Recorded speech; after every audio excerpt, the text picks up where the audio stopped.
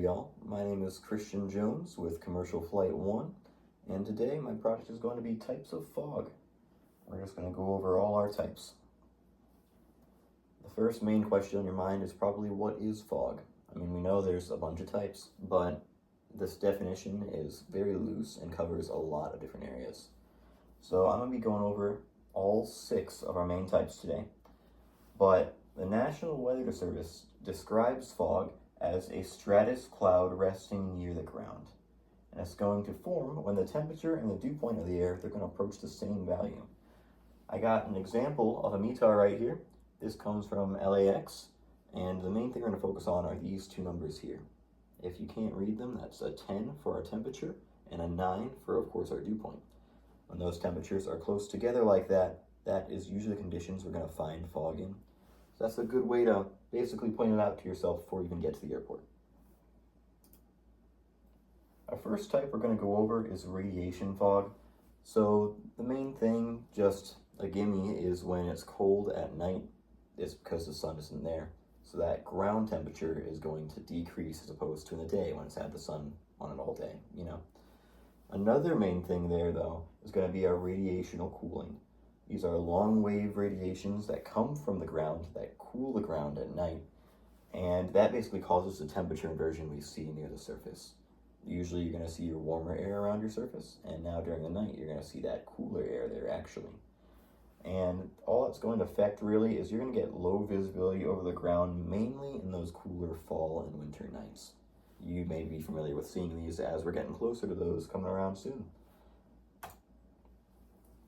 Our next fog is going to be advection. We got a nice little weather map here. And basically all it is when you have moist air moving over a lot colder of a surface. Could be water, could be land. And that's just about all you'll see, really. You'll just see that low visibility over the water, and we call that steam fog if it is water. And it's just going to be normal advection fog if it's over land. Next, we got our upslope fog. We got a nice fancy graphic here, but really just air being pushed upslope. We're very familiar to seeing this here in Lynchburg just because where the mountains are. When that air is pushed upslope, obviously any moisture that comes along with it is going to be cooled. And that's going to cause us some fog, or usually stratus clouds too. Same idea really here. But they're going to be around those mountainous areas, and they'll almost sink to the valleys after they come down from there. Next, we got our steam fog. This is a lot more difficult to read, but cold air blowing over warmer water. Water evaporates into cold air and condenses, creating fog above the body of water. In more simpler terms, water vapor is going to mix with cold air, and that is going to basically cause us some condensation over the water's surface, and that's about all we'll see. This usually happens in northern latitudes, like think where the air is going to be colder than the water underneath it.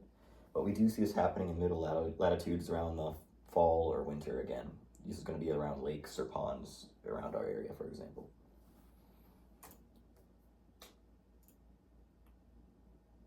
All right, frontal fog. This is a big one. There's actually 3 different types depending on which fronts they're approaching. And there's actually 3 different times that you could find these 3 different types.